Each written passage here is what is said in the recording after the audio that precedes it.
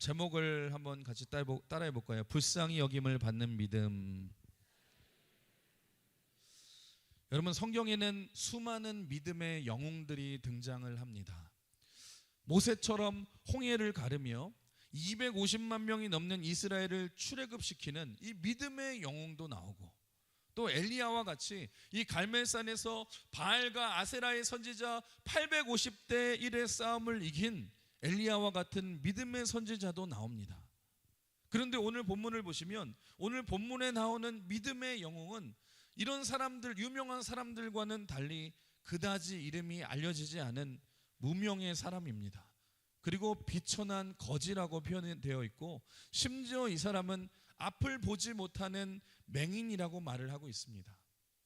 오늘 본문은 예수님께서 십자가를 지시기 위해서 예루살렘으로 가시기 직전에 마지막으로 방문한 지역인 이 여리고라는 지역에서 일어난 사건인데, 여러분, 이제 예수님이 십자가를 지시고 죽으시기 때문에 이제는 예수님을 볼 수 있는 마지막 기회입니다.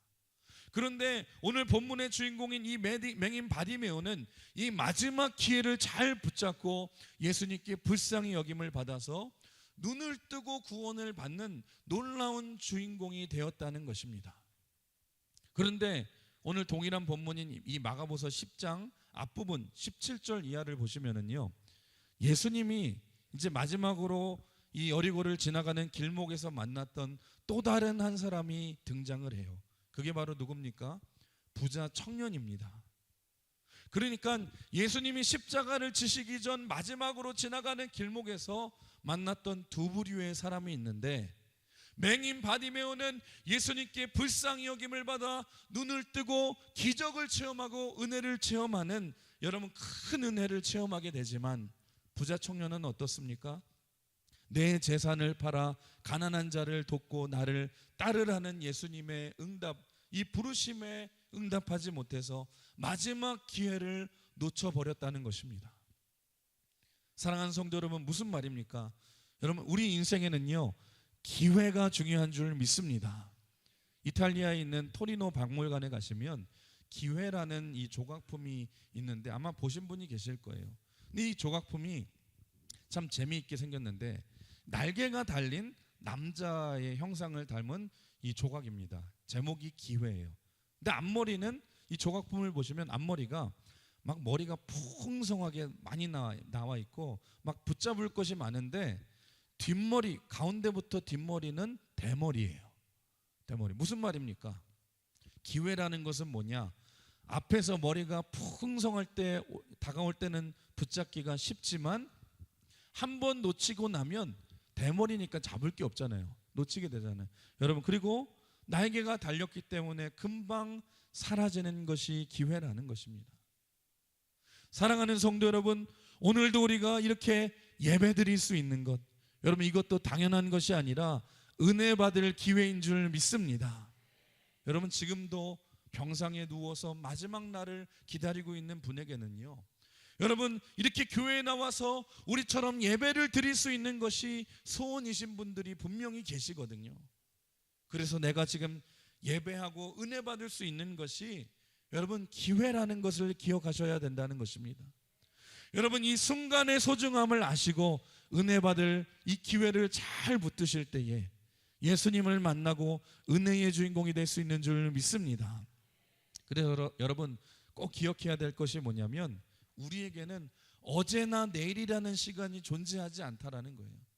우리는 오늘 항상 그래요. 오늘이라는 시간을 살아가고 있다라는 것입니다. 그래서 여러분, 오늘을 기회로 잘 삼으시고 여러분 기회로 잘 잡아야지만 풍성한 어제와 찬란한 내일이 생기는 것이지, 오늘 기회를 잘 붙드는 인생이 되어야지 승리할 수 있다라는 거예요. 여러분, 내가 기도할 수 있는 이 시간이 당연한 것이 아닙니다. 기도할 수 있을 때 기도하시길 주님의 이름으로 축원합니다. 내가 전도할 수 있을 때 전도해야 될 줄 믿습니다. 섬길 수 있을 때 섬기는 것이 지혜라는 거예요. 우리는요, 우리 이렇게 생각하죠. 내가 영원히 살 것이다 라고 생각하잖아요. 그래서 나중에 해야지 뒤로 미룰 때가 많은데, 여러분, 우리 인생에 다음이 주어질지는 아무도 모른다는 것입니다. 여러분, 우리의 인생이 내일을 보장해 주지 않는다는 거예요. 내가 예배하고 싶어도 여러분 예배할 수 없는 시간이 올 수도 있어요. 내가 기도하고 싶어도 기도할 수 없는 시간이 다가올 수도 있고, 전도하고 싶어도 선교하고 싶어도 평생 하지 못하고 후회할 날이 언젠가는 찾아올 수 있다라는 것입니다. 그래서 여러분 한번 따라해 볼까요? 지금이 기회입니다. 오늘이 기회입니다. 우리 옆 사람 인사해 볼까요? 지금이 은혜 받을 기회입니다. 할렐루야. 오늘 본문의 이 바디메오처럼 이 기회를 잘 붙드는 은혜의 주인공 되시길 주님의 이름으로 축원합니다. 오늘 본문의 주인공인 이 바디메오는 맹인이라고 표현되어 있어요. 근데 성경을 보시면 이 당시에 맹인이나 장애를 가진 사람들을 향한 사람들의 만연한 편견이 있었습니다. 그러니까 무슨 편견이냐?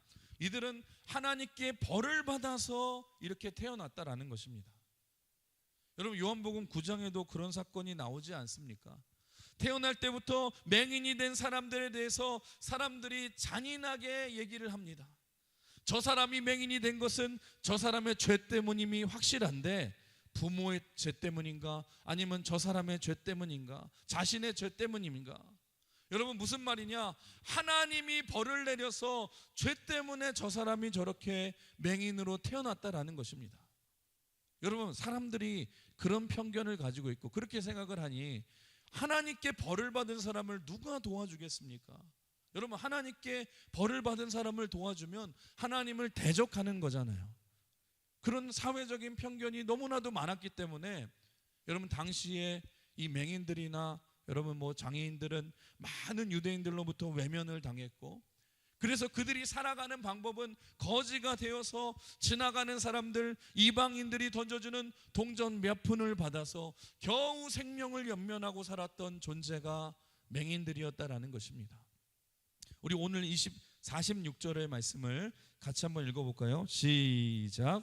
예수께서 제자들과 허다한 무리와 함께 여리고로 나가실 때에 디메오의 아들인 맹인 거지 바디메오가 길가에 앉았다가, 여기 보시면 이 사람에 대한 설명이 나와 있는데요, 직업이 뭐예요?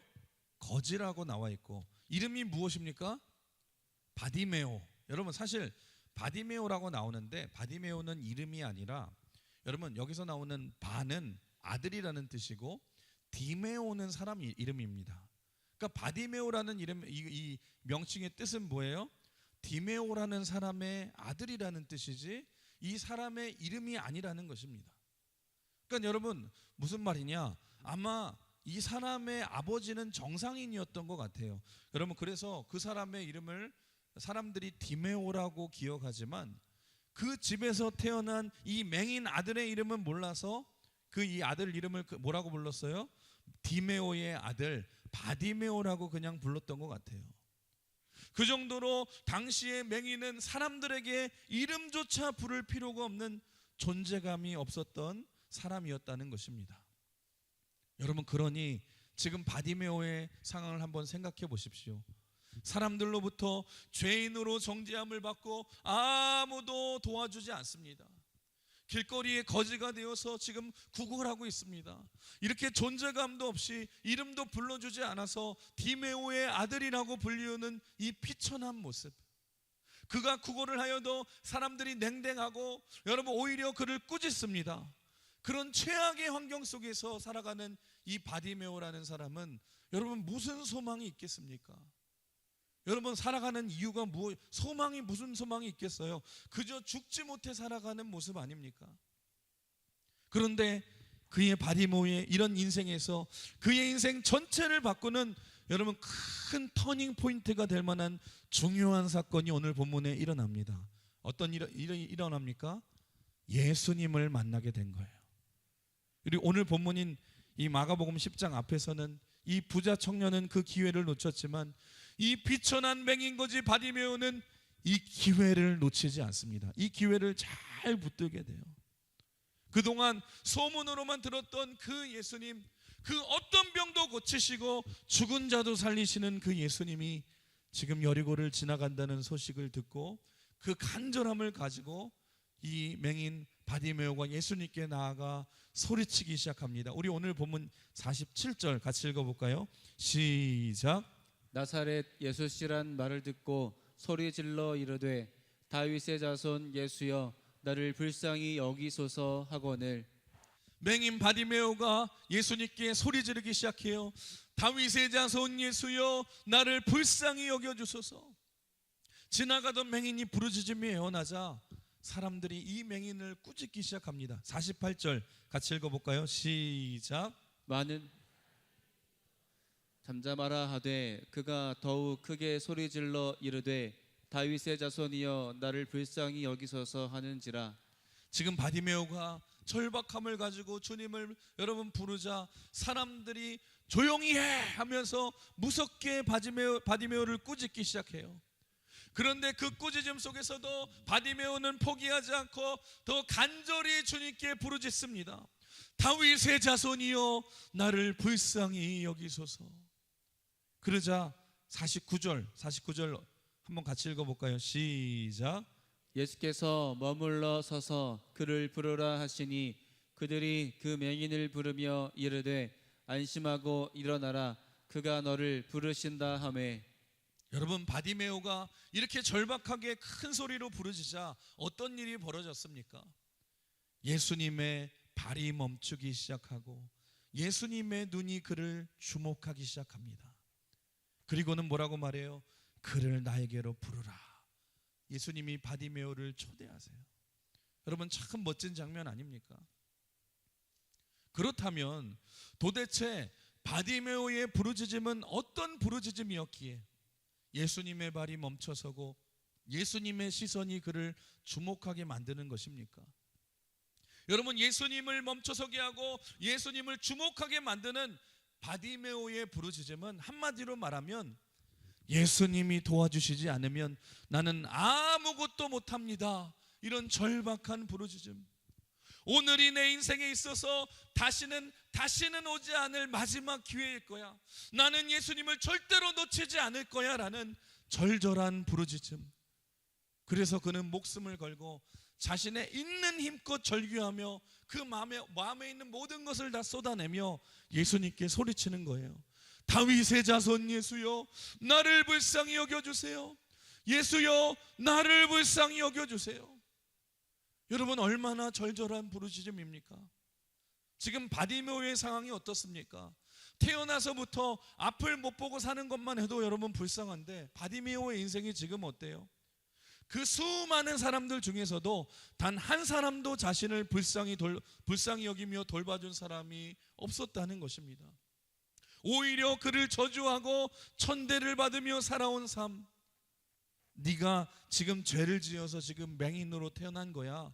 네 부모가 죄를 지어서 너는 그렇게 된 거야. 너는 죄인이야. 하나님 앞에 버림받은 몸이야. 하나님도 너를 버리셨어. 너는 하나님 앞에 천벌을 받은 거야. 매일 사람들이 자신에게 그렇게 얘기해요.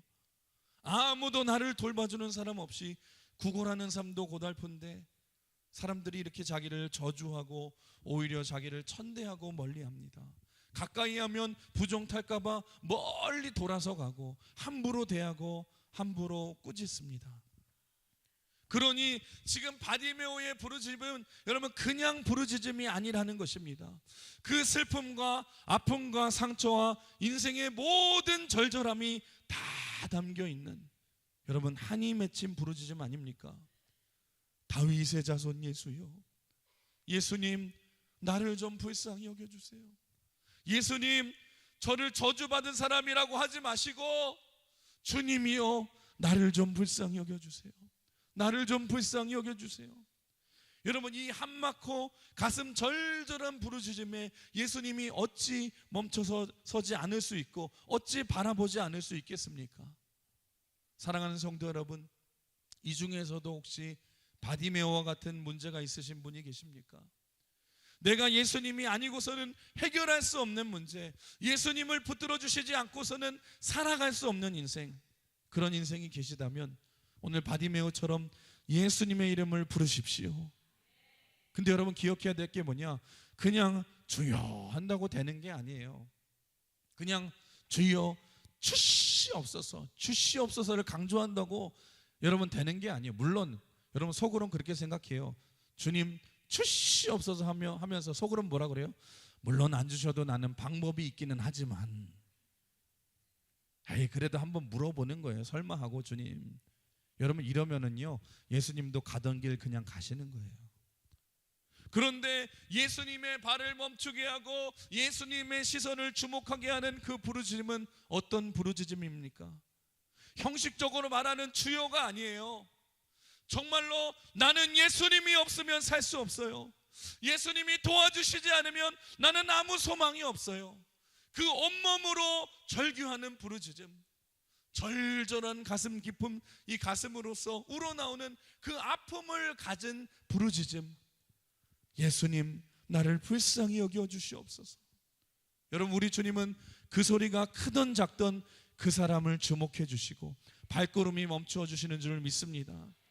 여러분 예수님이 멈춰설 정도로 다른 사람의 눈치를 보지 않고 체면 따지지 않고 예수님 나 좀 봐주세요, 나 좀 불쌍히 여겨주세요.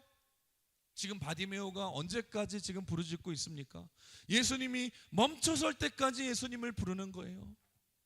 나는 예수님이 필요해요. 다른 사람은 몰라도 나는 예수님 없으면 못 살아요. 예수님 나를 좀 도와주세요. 예수님 나를 좀 불쌍히 여겨주세요. 여러분 그렇게 예수님만 찾고 예수님만 간절히 찾는 그 사람에게 우리 주님은 멈춰서시고 주목하실 줄 믿습니다. 여러분 무슨 말입니까? 예수님의 귀에 분명히 잘 들리는 소리가 있다라는 것입니다. 우리가 하나님 앞에서 수많은 찬양을 부르고 수많은 기도를 한다 할지라도 예수님의 귀에 잘 들리는 기도가 있고 예수님의 귀에 잘 들리는 찬양이 있다라는 것입니다. 여러분 그게 어떤 기도이고 어떤 찬양입니까? 아무 의미 없이 영혼 없이 부르는 찬양이 아니에요. 여러분 그냥 찬양을 한다 할지라도 내 믿음의 전존재의 고백을 하며 손을 들고 눈물을 흘리며 하는 간절한 찬양들, 주님이 도와주시지 않으면 나는 살 수 없다라는 그 애처로운 부르짖음들. 여러분 때로는 주님께 부르짖을 힘조차 없어서 주님을 향한 가슴 치는 소리, 너무너무 안타까워서 여러분 하나님을 향해서 주님 하면서 부르짖는 그 부르짖음들, 여러분 그게 바로 예수님에게 쩌렁쩌렁 울리는 소리인 줄 믿으시길 바랍니다. 사랑하는 성도 여러분, 여러분에게는 이런 예수님을 향한 간절함이 있으십니까? 여러분 왜 우리의 삶을 보시면 누구에게는 이런 기도의 응답이 많은데 왜 나는 이렇게 기도해도 응답이 없는 줄 아십니까? 여러분 우리는 이런 간절함이 없어요. 뭐라고 기도합니까? 기도 한번 그냥 해보고 에이 안 되면 어쩔 수 없지 뭐 다른 방법 쓰면 되지, 그러면은요 절대로 응답이 없어요. 그런데 바디메오 같은 절박함을 가지고 가슴을 치며 예수님 나를 좀 불쌍히 봐주세요, 나를 좀 불쌍히 여겨주세요, 주님 나를 좀 도와주세요, 불쌍히 여겨주세요, 그런 간절한 기도에 우리 주님은 주목하시고 멈춰 서시고 응답해 주시는 줄 믿습니다. 여러분 그런 바디메오의 부르짖음에 오늘 주님이 주목하시고 이제 바디메오를 부르십니다. 우리 49절 50절 같이 한번 읽어볼까요? 시작.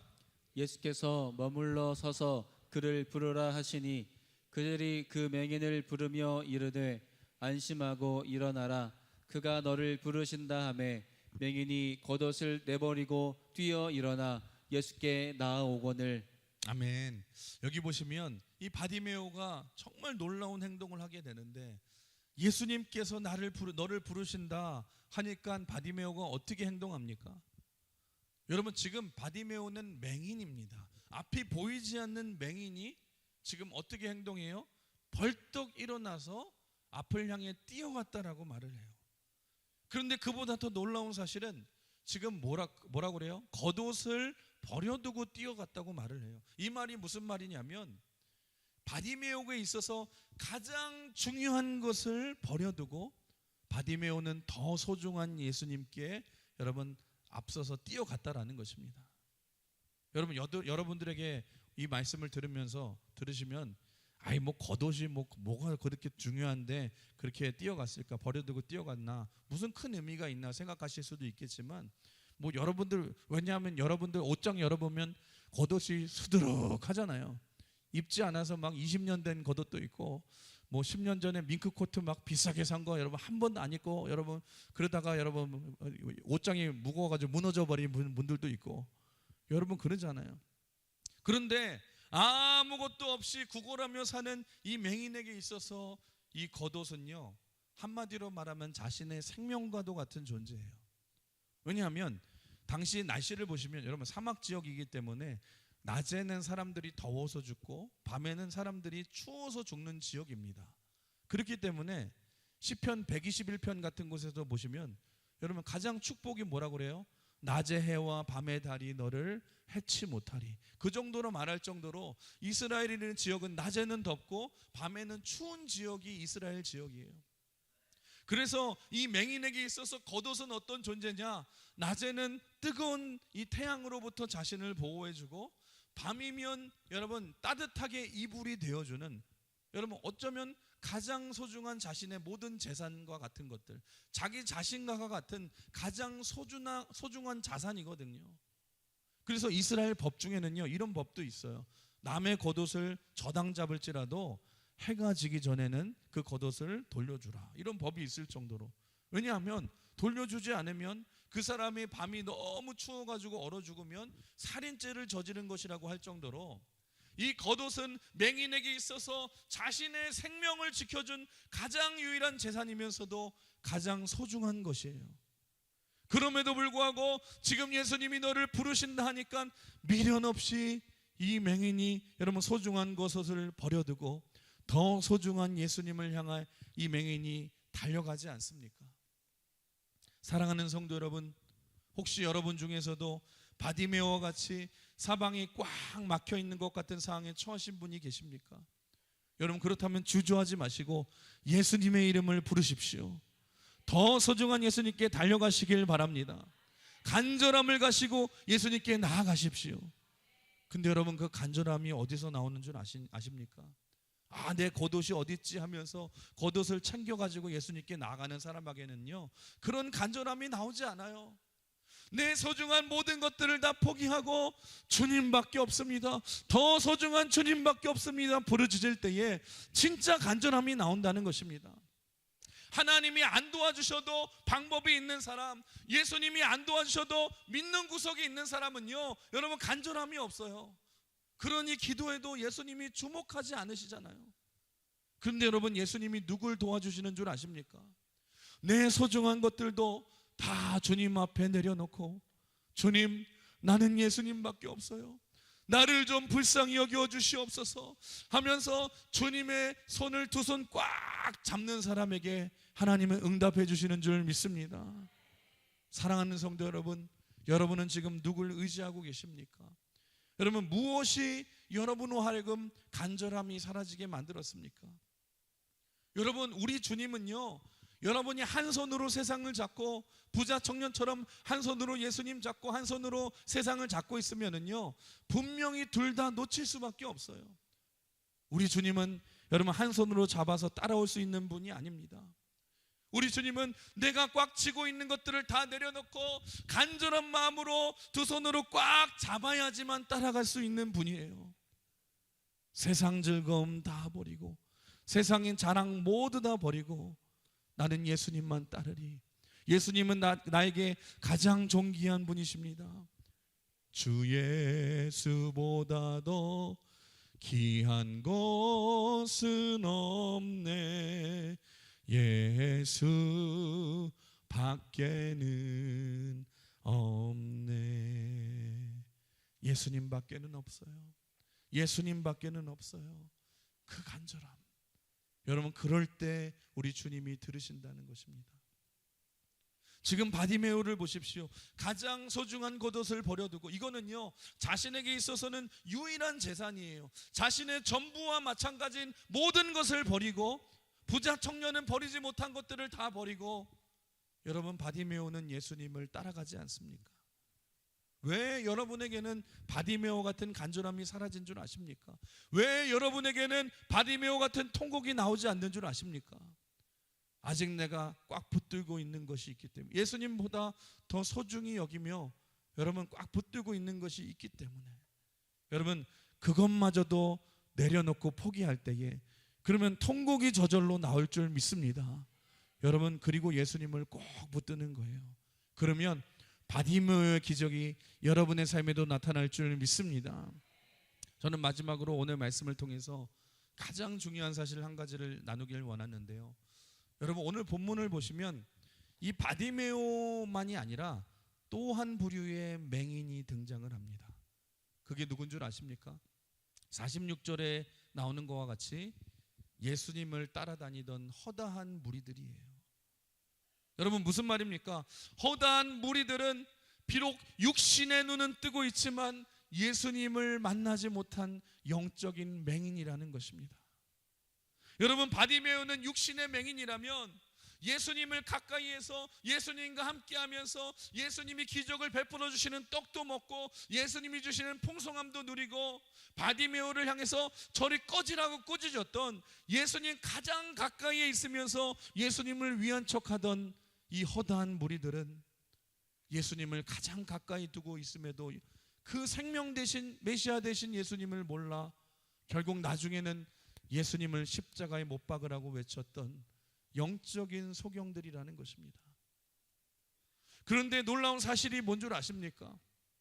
여러분, 육신의 맹인이었던 바디메오는요, 예수님이 육신적으로 보이지 않아도 예수님을 보고 부르짖었지만, 육신의 눈은 떴다 할지라도 가장 가까이에서 진짜 생명의 주인 되신 예수님을 못 봤던 무리들은 메시아이신 예수님을 보지 못했다는 거예요.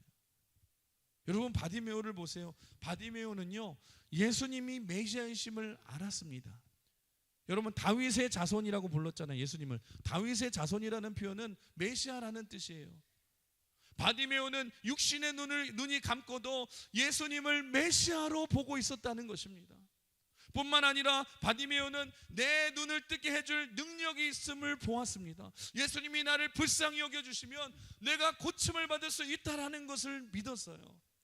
무슨 말입니까? 바디메오는 예수님이 메시아이심을 보았고 능력 있는 하나님이심을 보았고 그 예수님이 사랑과 긍휼로 고쳐주실 것임을 봤다라는 것입니다. 그런데 어떻게 바디메오를 소경이라고 우리가 말할 수 있겠습니까? 반면에 예수님 곁에서 머물면서 하루 종일 예수님을 쫓아다녀도 예수님이 메시아이신 줄도 모르고 나중에 예수님을 십자가에 못 박으라고 외쳤던 그 허다한 무리들이 여러분 진정한 영적 소경들 아닙니까? 사랑하는 성도 여러분, 여기서 우리가 한번 생각해 봐야 돼요. 여러분은 어떠하십니까? 여러분도 바디메오처럼 여러분 곁에 계신 하나님을 정말로 믿고 계십니까? 살아계신 하나님을 볼 줄 아십니까? 여러분, 사람의 눈이 언제 가리워지냐면 여러분 익숙해지면 자꾸 가리워져요. 전에는 내가 말씀을 듣고도 아멘 아멘 하면서 가슴이 뜨거워지고 여러분 막 절절했는데 신앙생활을 오래 하다 보니까 설교가 익숙해지니까요, 이제는 은혜 받지 못해요. 딴짓할 때가 많아요. 여러분, 전에는 예배를 사모할 때는 예배 가는 것이 가장 설레었는데 여러분 익숙해지니까 이제는 신앙생활하면서 가장 소홀히 하는 것이 예배예요. 내가 예수 믿은 지 30년 40년이 됐다고 여러분 내가 예수님 앞으로 30년을 걸어왔다고 생각하시면 안 됩니다. 내가 30년을 믿어서 남들보다 예수님이 더 잘 보이고 더 잘 안다고 생각하면 그건 착각이라는 것입니다. 여러분, 내 자신을 점검하셔야 돼요. 혹시 너무 내가 익숙해져서 여러분 눈이 가리워져서 내가 신앙생활 열심히 해요. 봉사도 하고 활동도 열심히 하는데 정작 제일 중요한 예수님은 안 보이고 있지 않습니까? 여러분, 어제 믿은 사람은 예수님 만났다고 하면서 예수님에 대한 감격 때문에 매일매일 뜨거운 눈물을 흘리고 있는데 은혜 받고 있는데 여러분 예수님과 대화도 하고 예수님께 부르짖기도 하는데 나는 예수 믿은 지 20년 30년 되었다고 내가 예수님을 제일 잘 안다고 생각하면서도 더 이상 기도하지 않아요. 말씀도 소홀히 해요. 마치 내가 눈이 가리워진 영적인 소경과 같은 모습은 아닙니까? 사랑하는 우리 강은혜 성도 여러분, 여러분은 정말로 예수님이 보이십니까? 관념적으로가 아니라 습관적으로가 아니라 오늘도 정말 살아계셔서 나와 함께 하시는 그 예수님이 믿어지십니까? 여러분, 태어날 때부터 소경으로 태어났지만 수많은 은혜로운 찬양가를 작사하고 작곡한 이 크로스비 여사라는 분을 들어보셨을 것입니다. 하루는 이 소경으로 태어난 크로스비 여사에게 누군가가 물었어요. 만약에 예수님께서 오늘 당신의 눈을 뜨게 해주신다면 당신은 눈을 뜨길 원하십니까? 그랬더니 크로스비 여사가 이런 얘기를 했어요. 물론 뜨게 해주면 좋겠죠. 그런데 저는 그렇다 할지라도 이 세상에서는 눈을 뜨고 싶지 않습니다. 왜냐하면 내가 천국에 가면 내 눈이 떠지는 순간 가장 먼저 예수님을 보고 싶기 때문입니다. 그러면서 자신이 만든 찬송가 288장 3절을 이렇게 고백을 해요. 주 안에 기쁨 누림으로 마음의 풍랑이 잠잠하니 세상과 나는 간 곳 없고 구속한 주만 보이도다. 여러분, 놀랍지 않습니까? 크로스비 여사는 평생 맹인이었지만 세상과 나는 간 곳 없고 구속한 주만 보이도다. 구속한 주만 보이도다. 그녀는요, 평생 주님을 보았고 예수님을 안다는 사람들의 눈은 다 가리워져 살아갔지만, 조금만 어려움이 있어도 하나님이 어디 있냐고 불평을 했지만, 이 크로스비 여사는 구속한 주님을 바라보며 날마다 그 은혜의 감격 속에 살아갔다는 것입니다. 사랑하는 우리 성도 여러분, 오늘 말씀을 정리하면서 여러분, 오늘 이 질문을 마지막으로 드리고 싶어요. 여러분은 예수님이 보이십니까? 여러분, 여러분 수십 년 동안 교회를 다닌 것보다 중요한 게 뭐냐? 여러분, 내가 섬긴 것보다 중요한 게 뭐냐? 내가 예수님 주변에만 머물면서 예수님에 대해서 다 안다고 생각했지만 정작 중요한 순간에 예수님을 십자가에 못 박으라고 믿음 없이 외친 허도한 이 무리와 같은 영적인 소경은 아니었습니까? 여러분, 왜 이렇게 우리의 눈이 이렇게 어두워졌습니까? 혹시 예수님보다 세상의 욕심과 정욕의 눈이 멀어져서 가리워져서 예수님을 보지 못하게 하는 것은 아닙니까? 여러분, 육신의 눈은 감겼지만 영의 눈은 활짝 열려서 예수님이 메시아이심을 알고 그분이 능력의 하나님이심을 알고 예수님을 보고 부르짖었던 바디메오처럼 오늘 내 곁에 오늘도 살아계신 예수님, 사망의 음침한 골짜기 가운데도 나와 함께 하시는 그 예수님, 오늘도 내 삶을 붙드시고 인도하시는 나를 가장 사랑하시는 그 예수님을 보는 눈이 열리시길 주님의 이름으로 축원합니다. 오늘 내가 어떤 비천하고 어려운 상황 속에 계신다 할지라도 오늘 바디메오처럼 내가 가진 전부를 포기해서라도 그것보다 더 소중한 예수님께 나아가시길 주님의 이름으로 축원합니다. 그 절박함을 가지고 그분의 이름을 부르시길 주님의 이름으로 축원합니다. 그러면 우리 예수님께서 멈추시고 주목하시고 찾아오셔서 이렇게 말씀하실 거예요. 우리 마지막으로 52절 같이 읽어볼까요? 52절 시작. 예수께서 이르시되 가라, 내 믿음이 너를 구원하였느니라 하시니 그가 곧 보게 되어 예수를 길에서 따르니라. 아멘. 더 존귀한 예수님의 부르심에도 내 것을 포기하지 못해서 예수님을 따르지 못한 부자 청년이 아니라 오늘 바디메오를 보십시오. 내게 가장 소중한 예수님을 위해 내 전부를 포기하여 내 눈이 열려 예수님을 보게 되고 구원받아 예수를 따르는 삶이 된 바디메오처럼 그가 곧 보게 되어 예수를 길에서 따르니라. 오늘 예수님이 멈추시고 주목하게 하시는 불쌍히 여김을 받는 믿음을 여러분 모두 다 소유하셔서 여러분의 삶에도 다시 영적인 눈이 열리시고 그래서 예수님을 바라보시고 예수님을 따르는 삶으로 회복하시는 저와 여러분 되시길 주님의 이름으로 축원합니다. 주님의 이름으로 축복합니다. 오늘 시간에 말씀 가지고 같이 통성으로 한번 기도했으면 좋겠습니다. 오늘 눈을 감고 같이 기도하기를 원하는데요.